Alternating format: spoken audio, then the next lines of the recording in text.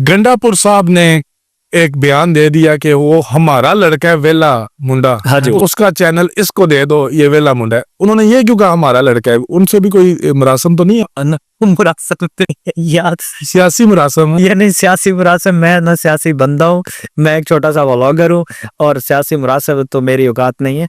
बाकी वो मेरे ख्याल में शायद किसी के ऊपर तनकीद कर रहे थे, मुझे ये कंफर्म नहीं है किसके ऊपर तनकीद कर रहे थे।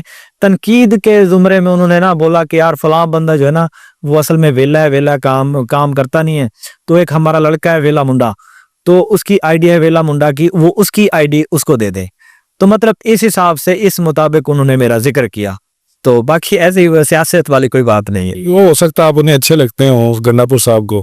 अब मैं उनके साथ मुलाकात नहीं हुई, मैं उनसे जाके पूछूंगा कि मैं उनको अच्छा लगता हूँ या बुरा, उसके बाद ही मैं आपको आंसर करूंगा, क्योंकि कोई किसी को देखता तो अच्छा ही लगता। हाँ जाहिर है वो अब हाँ ये तो अल्हम्दुलिल्लाह ये मेरे लिए खुशी की पठान आदमी है वो। हाँ, जो भी आपकी आंखें सवाल कर रही है ना, अल्लाह आपकी वो सवाल की जो जवाब है वो अच्छा ना ही करे तो बेहतर है।